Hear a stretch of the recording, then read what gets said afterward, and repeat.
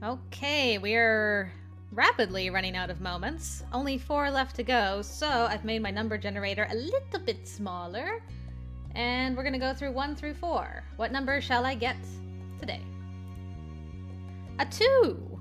Okay, we're gonna go build some sandcastles then. Let's do it. Now that's a lovely sight.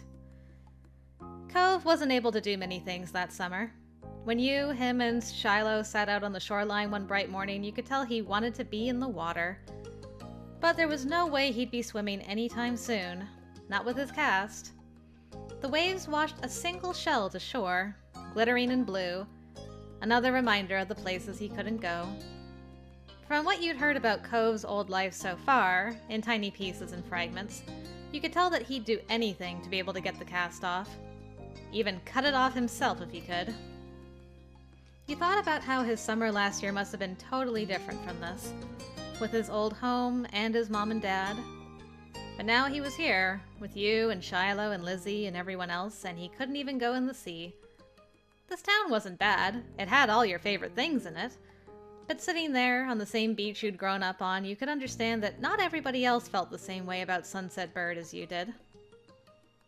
You watched him from the corner of your eye quietly, and he finally said aloud what you had been pondering. I wish I could go in. The water? Yeah. Oh. I'm sorry. You're gonna be able to do it soon. Cove only sighed in response. Apparently, soon wasn't soon enough. It's so pretty, the ocean. Mm-hmm. And huge. There could be anything out there, like mermaids. Yeah. I love mermaids. Mermaids aren't real. Shut up, Molly. Shut up, little Molly, you don't know. I wish you didn't have a cast. I don't really care. Swimming might be fun if we could. I'm fine here on land. Mermaids aren't real. I would probably do the top one. I wish you didn't have a cast. Me too. Obviously not interested in hearing much more of your input on the situation, Cove turned back to the water. But as he looked away, something about Shiloh's slow, careful movements caught his eye. Hey, are you building a sandcastle? Sort of. I was only playing around while you were talking. I'm listening. Maybe I could too. I've only made big piles before. It's really nothing special. I'm sure you'll be good at it right away. Well, how do you do it then? Shiloh's cheeks lit up. You could tell he was a little bit uncomfortable to have Cove's expectant stare on him. I'll play too. I mean, I did love making sand stuff when I was a kid. I love making sand stuff too now, if I'm being honest. I love making sand stuff. Okay. He put his hands back to his seashells and sand and nodded. I don't do a lot. Here's how I like to get a house started. Shiloh, focusing more intently than you'd ever seen him, guided Cove through his process. You happily used your own method. It didn't take long for the three of you to each have humble structures prepared. That's all, kind of. You can do anything now. Like, make it bigger, add some seashells, carve a pretty pattern. I bet you'll have great ideas. Okay. I'm gonna make it bigger. Mine is gonna be a real castle. Cool. This is gonna be a house! Looking at the base of your sandcastle, you decided to make... a mansion. I never once thought about making a mansion or a house, honestly. It was always castles. Looking at the base of your sandcastle, you decided to build a fancy castle. The better part of the next hour was spent focusing on your own work. The boys were the same. Even Shiloh didn't sneak as many peeks at everyone else as he usually did. Ooh, very nice. That looks better than anything I made as a kid. You finished shaping before either of them did, glancing up from what you'd built. It seems you got done so fast because they already searched around for extra decorations. Shiloh had grabbed most of the really interesting stuff, and Cove had a lot of the shells, but there were still options. The first thing you reached for was a Not a bottle cap. Probably a blue seashell. It was the best fit for your castle, you decided. The blue color of it still reminded you of the clear water, so you displayed it front and center, making it a headlining feature of your whole thing. Pleased with your result, you finally took a proper look around that wasn't focused on the sand itself. Both Cove and Shiloh seemed super immersed still. You knew you could probably sneak a peek at either one's work.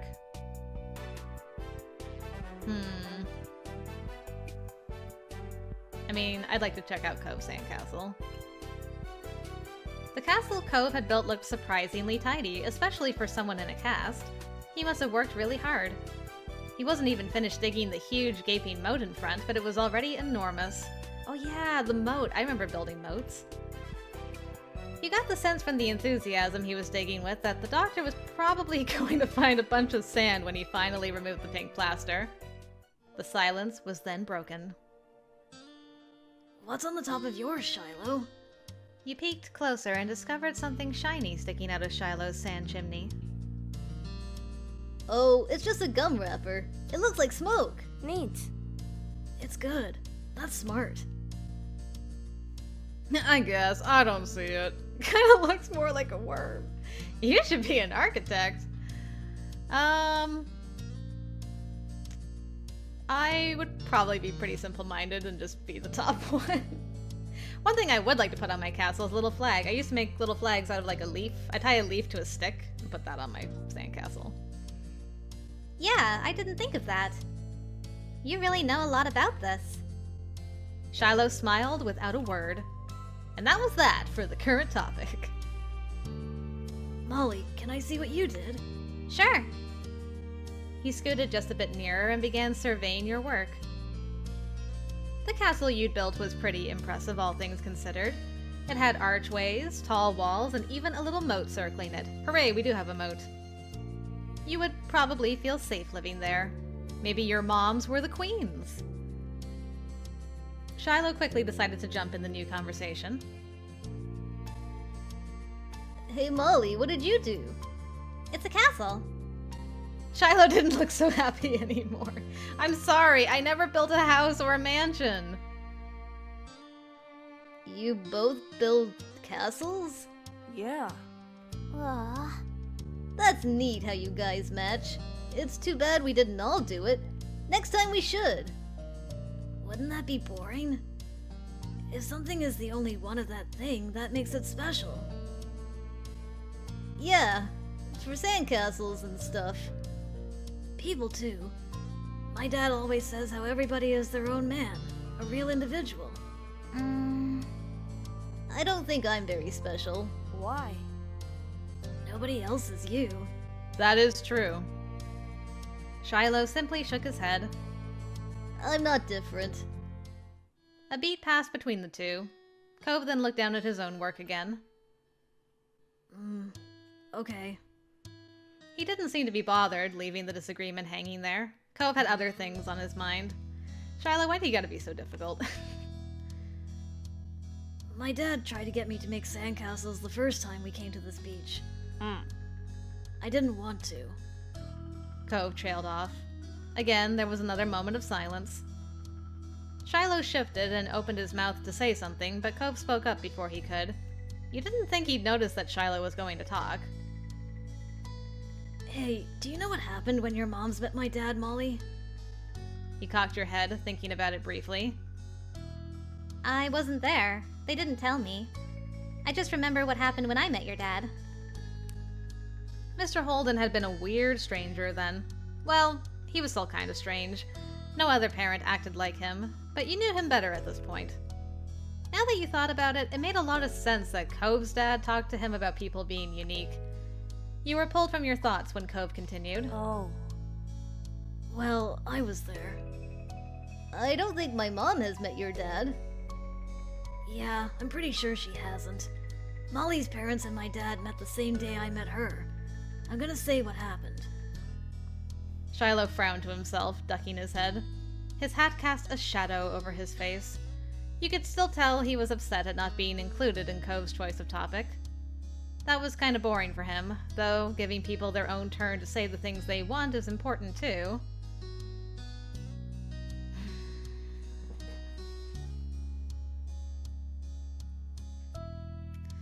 This is a problem because I have Shiloh bias. Although, little Molly would also have Shiloh bias because of, you know, knowing Shiloh longer than Cove. And by bias, I don't mean that I'm leaning towards I think Shiloh wants to talk. I'm more inclined to let Cove keep talking. Sorry, Shiloh. I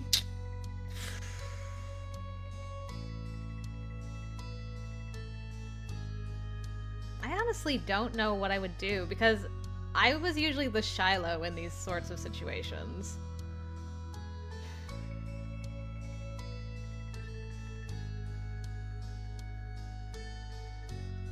I don't know. You know what? I'm gonna leave it up to the unbiased coin because I really don't know what I would have done in this situation. Heads, we'll let Cove finish his story. Tails, we'll let Shiloh do his thing. Hiya! Tails? Why does the coin like Shiloh so much? Okay. I think Shiloh wants to talk too. Huh? We were talking, just not right now. I'm talking to you. He can listen. Damn. Shiloh's expression barely flickered at the words. He still looked put off. Cove continued like the interruption hadn't happened. He was determined to tell the tale. Sorry, Shiloh, the coin tried for you. When we moved here, we didn't bring a lot of things with us. Only some stuff that would fit in Dad's car.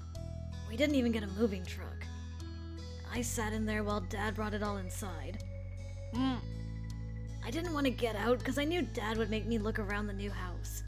I really didn't want to do that. His lips twisted into a frown as he recalled that. Then I saw your moms. They were in a car too and stopped at your house.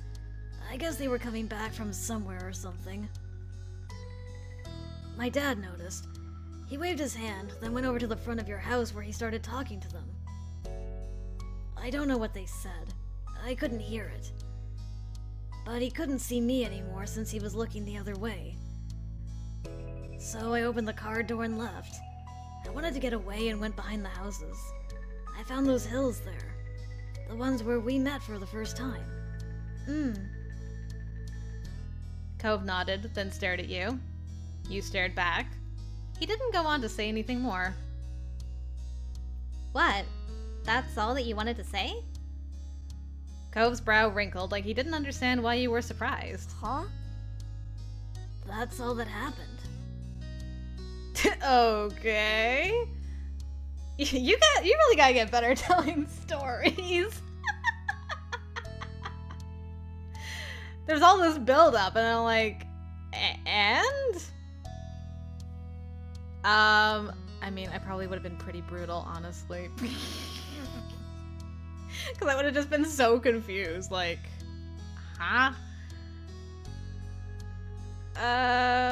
It would be either 2 or 3. Probably mostly confusion. Why did you want to tell the story if nothing happened? There was no point! But that was how our parents met. I didn't make the story up. That's not really my point. Cove just was not understanding the issue here. Oh, look at this new face on Shiloh. Shiloh's mouth twisted into a scowl of disbelief, but he said nothing. That is the look of a scowl of disbelief. Why'd you bring that up, anyway? There was a slight shrug of Cove's shoulders. Well... I was thinking about it because of the sandcastle. It made me remember when I moved to here. Dad showed me the beach first before we went back to the car to unpack. He was really excited about it for some reason. Cove's brows furrowed a little more as he quietly raked his hands through the sand. I get it. You thought maybe Mr. Holden wasn't that excited about the beach and was instead hoping Cove might be. But the line of conversation had come to its end. Even Cove was done with it. Some other topic had popped into his head. Shiloh fidgeting uncomfortably in the sand had made Cove aware of his presence again. They looked at each other, and you could only wonder what this might be about. Hey, Shiloh. Yeah? Why are you always turning so red, even when nothing is happening? Called out. Clearly startled, he jerked back. Neither you or Shiloh had expected that to be how he got included in the conversation again. I don't know, I guess. Okay, it's kind of weird. Shiloh's eyes were wide with embarrassment and his lips twitched, and he was blushing even harder than before.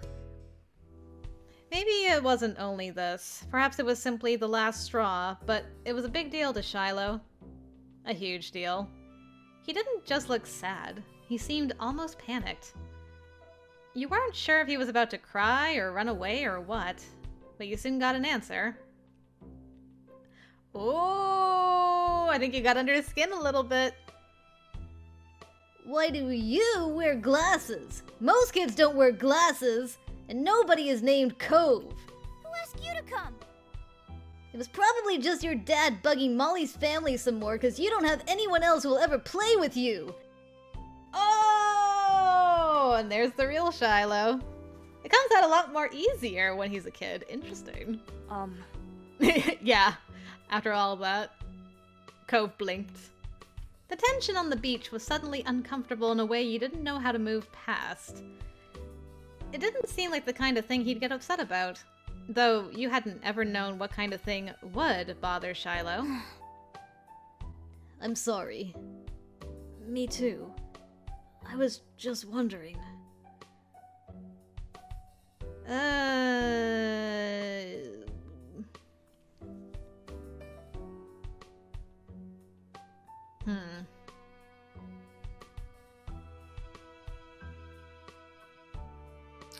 What would I do? What would I do?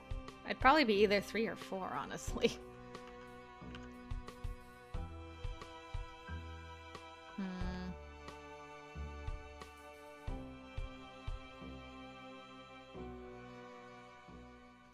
I never did like conflict. Probably nervously mess with the sand. You picked up some sand and turned it over in your hands. There didn't seem to be much you could do to stop the fight, and you weren't sure what to do with yourself. Cove looked over at what you were doing and started building his own set of walls. Shiloh took a breath before kneeling back down to his own patch of sand. It seemed they both decided to try playing again. You were glad for that. And the music changed, so yay? Y'all went back to making more sand buildings, but the whole mood had changed. Shiloh's cheeriness was clearly gone, and Cove looked as confused as ever about why the other boy had blown up. Well, you see, you were kind of a dick. By being like, I'm talking to Molly, so like, you can just hang out over there, sir. Awkward. The air stayed uncomfortable the rest of the afternoon, right up to the moment that Shiloh's mom appeared at the beach to take him home. Cove and Shiloh had mostly followed your lead and barely said a word. His mom standing behind him, even Shiloh's goodbye had been quiet. Friendly, cheerful, but noticeably quiet. But with Shiloh gone and the sun going down, you knew it was time for you and Cove to head to your own houses. So you led the way on the path back home. The walk home was quiet. You passed by familiar landmarks, shoes thumping against the sidewalk in near-perfect unison. Cove was clearly caught up in thinking about something.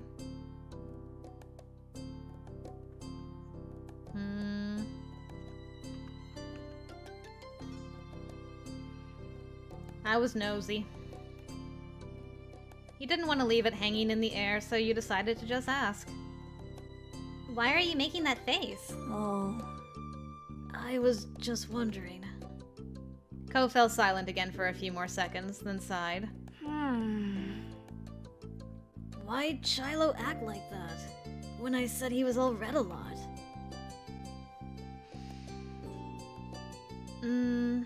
It's just Shiloh. How cognizant would I have been? I mean, right now I can be like, you were being a dick, but at the time...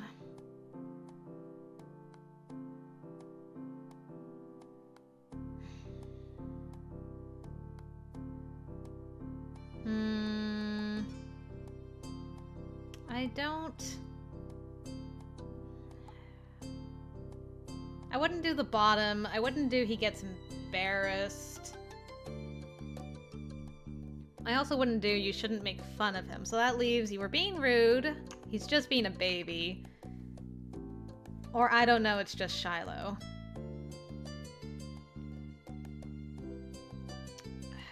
What should I do? I don't know if I would be that confrontational about it to just be straight up like, you were being rude to him. I might have called Shiloh a baby if he had been annoying that day, but it seemed like we were all having fun, so I don't think I would have done that. Which leaves me with, I don't know, it's just Shiloh. I guess that's the option I'm gonna have to go with. I don't know. It's just Shiloh. He's like that sometimes. But he wasn't like that with you. I've known him longer. I guess... I can get it. Why he would do that. Sometimes I get really mad too. Despite seemingly coming to a conclusion, Cove's mood was still sour. Hey, Molly. Was Shiloh telling the truth? Huh? What about kids not wearing glasses and not being named Cove and not having green hair? His gaze left yours as he dug the sole of his shoe into the ground. He looked oddly vulnerable for a second. Does my dad make you hang out with me? I know he talks to your moms about that a lot. Oh, that. Ugh. An uncomfortable weight settled in your chest at the question. You liked spending time with Cove. You didn't even have to think hard about it. You knew you did. But you couldn't help feeling guilty. Cove still didn't know what happened when you met Mr. Holden.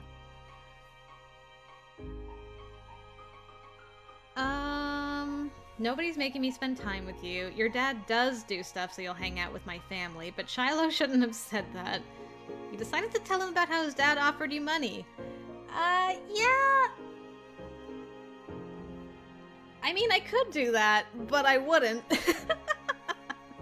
There's no... You could not pry that secret from my cold, dead hands. I definitely would do the top one. Nobody's making me spend time with you. Cove's shoulders relaxed. You hadn't even noticed that he had tensed up. Yeah, that's what I thought too. Anyway, I didn't think you were pretending. I just wanted to make sure it was okay is all. Thanks. Thanks for telling me. Your throat tightened. It was hard to meet Cove's earnest gaze again. Keeping secrets was hard. Yeah, I wouldn't tell him because I'd be worried that I'd lose my friend at this stage. It's no problem, Cove. By now, the two of you were on the sidewalk near your houses. It was time to part ways. Nudge.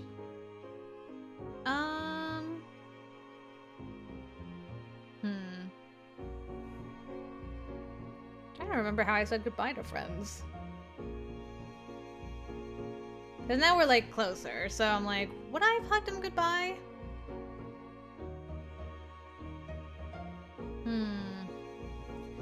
I always gotta fight against my own inclinations now in the moment of like, of course I want to hug this guy. Honestly, I probably would have nudged him. You reached over and gave Cove a fond push forward. Bye! See you tomorrow! He laughed a little and playfully pushed your hand back. He didn't mind the bit of rowdiness at all. Nice. Bye. Then you jogged towards your house. When you looked back, you saw Cove making his way back home too. As if he felt your eyes on him, he turned around. He waved. You did too. You still felt a little unsure with what you were supposed to do about the deal Cove's dad had offered. You didn't want to say something bad, or something you shouldn't. You had no idea how Cove would take it either. It would be terrible if it made him feel bad. What if he didn't want to play with you anymore? Exactly, that's exactly what would go through my mind. You might change your mind sometime. There was always tomorrow, after all. But for now, it was definitely something that you'd keep to yourself. With a final look, you went inside your house. Yep, that's staying with me for now. We'll see if I get another opportunity as I age a little bit more like cheese. Will I achieve the wisdom of cheese? Anyway, what number will I get now? Ooh, we're going ghosty ghost. I'm going ghost. Whoops. I'm also pressing the wrong buttons. There we go. Alright. Well, after sandcastles, spook time. The night was incredibly still. You really couldn't ignore how silent it was. It was almost eerie. You could even hear Lizzie snoring in the next room over. It was hard to believe how much of a blur today was. Summer sure did slip right past you. You flicked through the moments like pages in a scrapbook as you laid in bed. The ones that stuck out all seemed to include your new neighbor, Cove.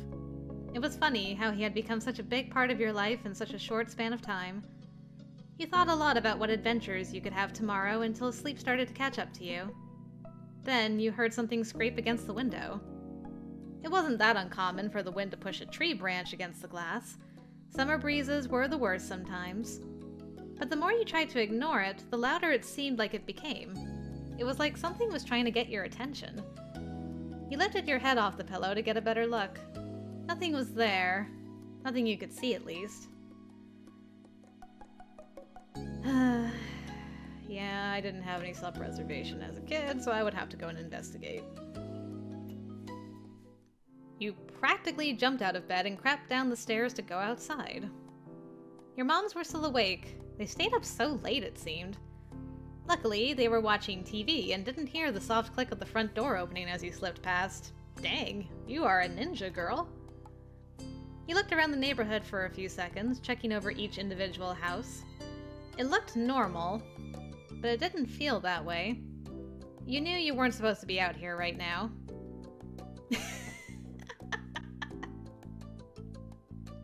I regret everything! Nah, I would have been excited. Your chest was light, and you couldn't keep the grin from your face. No one had permitted you to go out. In fact, no one even knew you were out, and yet here you were. You wondered what else you could do. What other rules were so ingrained that you had never even considered that they could be broken? Molly. Yes? What are you wearing? Oh, you look so cute! You twitched at the sudden call, immediately calming down upon seeing Cove walking up to you. It was strange, and yet also completely normal to have him appear like this right now. What are you doing? I saw you standing around in the middle of the street from my window. You weren't sleeping either? Why not? Cove turned up his lips to smile, almost as if he were amused by the question. Because... Because what? Because I wasn't. His tone was irritated now. That wasn't really fair, since he hadn't given you a proper answer the first time. Or the second, for that matter. Why aren't you sleeping?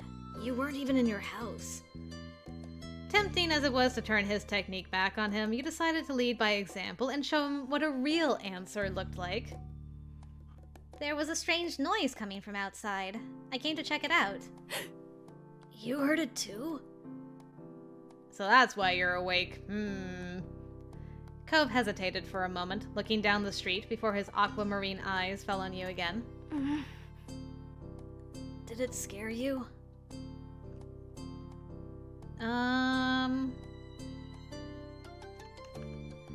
A little. Me too. I feel better that you're here. Me too. The two of you delicately smiled at that. Cove even chuckled a bit. It was nice that you both felt the same way about things. I was kind of wondering if it was the wind, but what if it's not? What if it's a person? What if it's something that's not a person? The unsettling noise suddenly rushed through the air. Cove and you flinched. It sounds even worse than before. You were about to agree with him when the noise came yet again, tearing through the still night. The two of you rapidly looked around, trying to find the source, but to no avail. There was no sign of an answer to this puzzle. You thought that... There's gotta be a regular reason for it, is all. I probably wouldn't have thought a ghost, honestly. But I wouldn't have been like, there's a logical explanation behind everything. It could be anything. You weren't going to rule out possibilities yet. It was a mystery. Do you think it was a ghost? And this would most certainly have been my answer. My mom said ghosts weren't real. But that didn't mean that there wasn't anything else lurking in the darkness. Your statement hadn't fully convinced Cove. When the two of you locked eyes, it was like speaking without words. Your mutual anxiety hadn't gone away entirely. Hey, can you tell where it's coming from? Not really. Then we'll have to look more, somewhere else. Maybe we'll see something. Okay, let's go. I can't believe we're actually just gonna, like, go and investigate. This is great. You clustered together as you walked the familiar streets of your neighborhood, drawing strength from each other's presence. Shadows cut corners and angles where you didn't expect them, distorting the features you saw every day. The noise came again, shrill and hard. It set your teeth on edge the way it ground its way through you.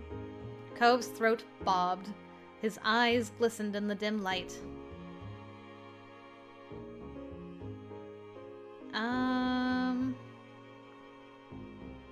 I would have offered my hand for sure.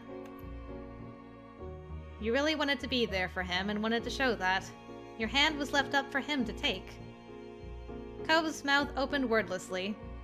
There was a pause, but ultimately he accepted the offer. Yeah, I'd make it look like I'm offering comfort, but really I just want my hand held. His hand was really sweaty, but it didn't bother you. You were scared too, but being able to comfort Cove was the most important thing right now. Cove shut his eyes and pressed his lips together. Your fingers locked around each other even tighter. So... where did you want to check?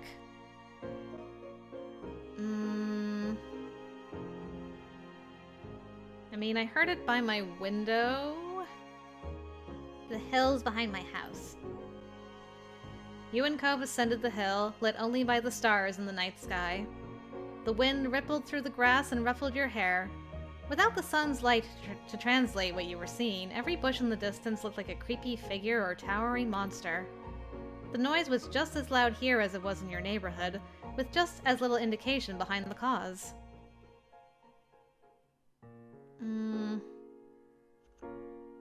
But you kept going forward. You couldn't stop when you had already gone so far. You had to find out what was going on. The top of the hill was an excellent vantage point to survey the town from. Everything appeared normal. There was no out-of-place sight pinpointing the answer to this mystery. Without visible markers to guide your way, you supposed it was up to you and Cove to deduce the source of the sound. The hill had many great hiding places, and you intended to check them all. You upturned rocks, peered up trees, and rummaged in the thick grass for anything that might bring some closure on all this. You stuck close to Cove as you hunted for the source of the noise. When the shrieking noise shook the air, seeing him beside you calmed your racing heart. Seeking to ease your nerves and put aside thoughts of what might be out on this dark, spooky night, you decided to strike up a conversation. Your search for a topic was more fruitful than your search for the noise. Your eyes fell on Cove's cast and you were instantly inspired. Have you broken any other bones? No. Oh. It turned out that wasn't much of an engaging topic for him after all. And yeah, so far, I've made it to 30, haven't broken anything yet. I've never broken any bone. Lucky. That put an end to your injury discussion, but Cove's calmer mood alleviated the bleak atmosphere like you hoped it would. Cove cast his eyes out to the darkness, feeling bolder. Does this make you feel strange? We were people who heard weird noises at night and are out looking for what it is. It's like we're at the start of a book or movie and we're the main characters. Yeah. It's definitely a fantasy story. The world they found outside looked like their own, but it wasn't. They had stepped into another dimension without even knowing. Really? Yep. It's a dimension where everyone has been cursed to sleep until the monster making the noise is defeated. How are we going to defeat the monster? We'll find magical swords that can defeat the dreaded beast with one blow. Okay. Well, whatever the noise was, you were confident that you had established that it was not coming from the hill. Once you were satisfied nothing out of the ordinary was to be found on the hill, you had to consider your next step.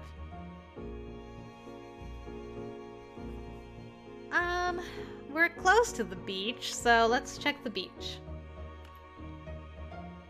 The beach stretched out in front of you, nothing in sight along its sands, no matter which way you turned.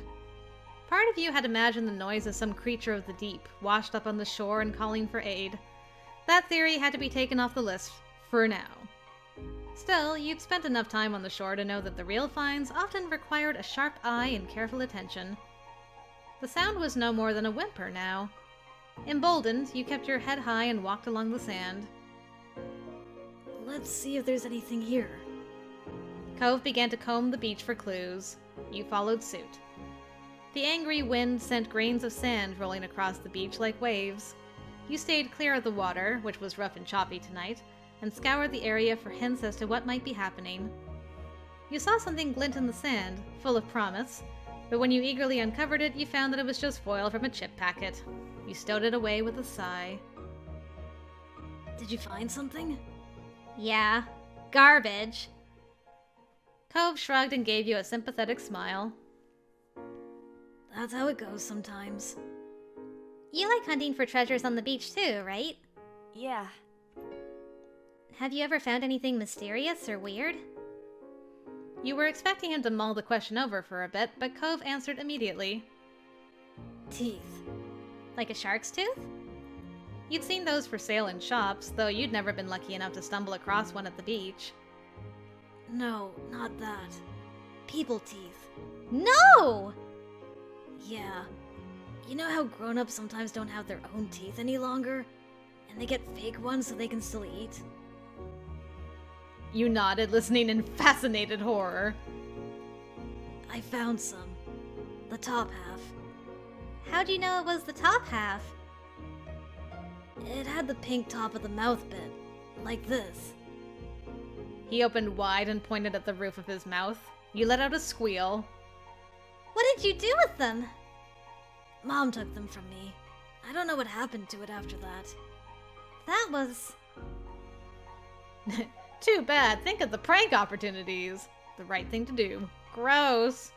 Way stranger than the stuff I've seen. Still not as strange as things I've found. way stranger than the stuff I've seen. The weirdest thing I remember was a keyring with Lizzie's name on it, but it wasn't actually hers. The coincidence was made much less special by the fact that it actually said Liz, a moniker your sister had never taken. Neat. Cove was still tickled by your discovery, even if you thought it wasn't as exciting as his. As you contemplated your options, it occurred to you that you hadn't heard the noise for a while. Cove! I think it's gone!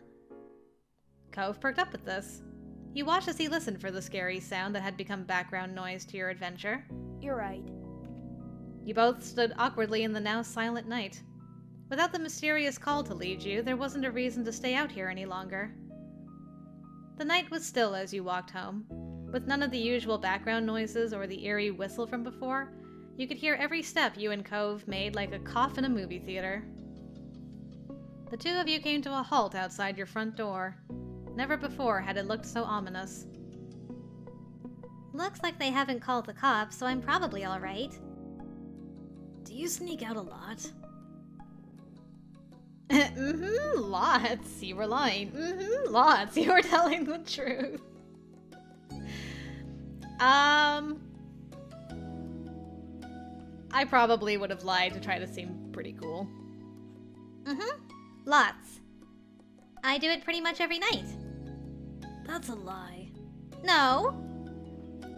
He chuckled to himself, not at all convinced. What does he know? Are you worried about getting caught? No. He was so forthright that you believed him completely. But your dad, won't he get mad or sad if he catches you? He's never happy with what I do. Oh.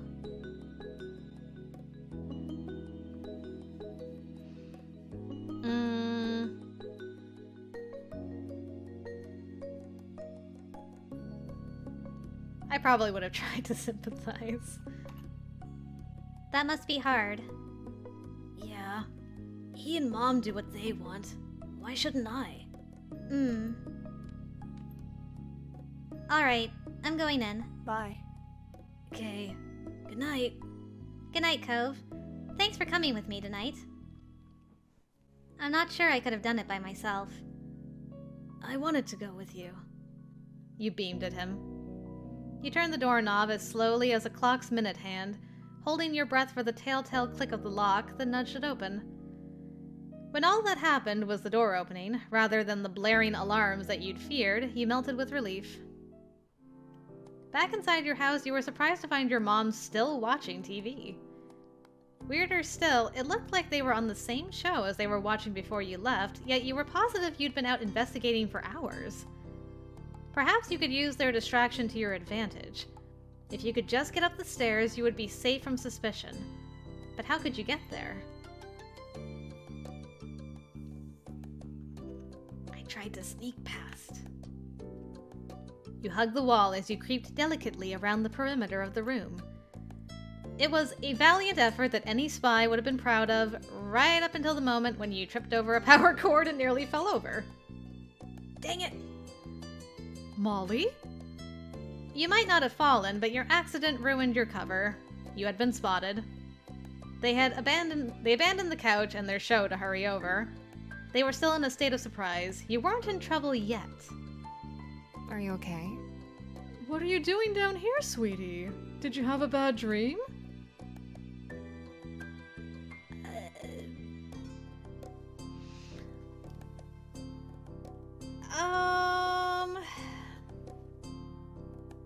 Now, when I tell the truth, am I telling the truth as far as, like, I went outside and explored for half an hour? Or, like, I heard a noise and I came down to investigate? Where's my partial truth?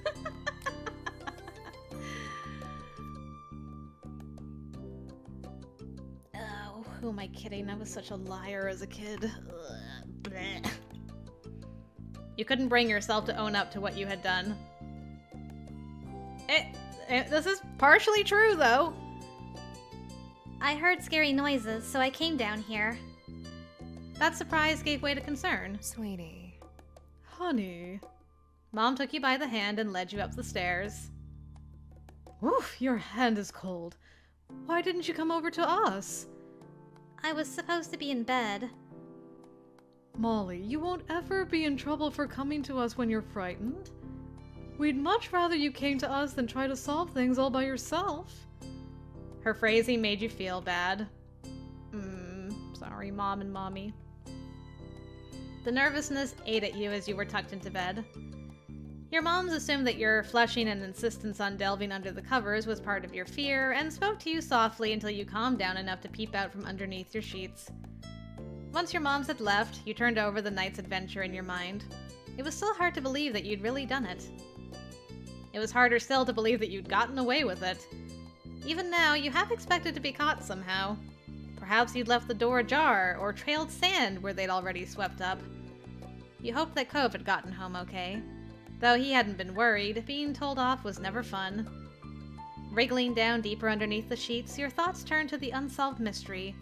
You and Cove had only just begun to scratch the surface of it. Maybe you'd solve it, and maybe you wouldn't. But what mattered was that you'd shared the experience with each other. You were still so energized by the night's excitement that you tossed and turned in bed for some time, thinking of theories to share with Cove when you next saw him. Sleep eventually claimed you, but the adventure merely resumed in your dreams. I wonder if you can find out what the noise is based on certain choices. The next morning proceeded mostly like usual, though your mom seemed to be giving extra consideration since finding you last night. You later learned Cove didn't end up in trouble for the nightly escapade either. It was unclear whether that was because his dad chose not to punish him, or if Cove got away with it. It was amazing to you that it all worked out for you both. That, like, never happens. As for the sounds that started this all, the adults around were convinced it was nothing more than the wind. For your imaginative mind, that wasn't nearly enough. How could they accept something so simple so easily? Maybe it'd make more sense when you were grown up too. Maybe? But we're still just kids for now. Alright! Wow, we're actually almost done Step 1's moments. Only 2 left to go. Next time.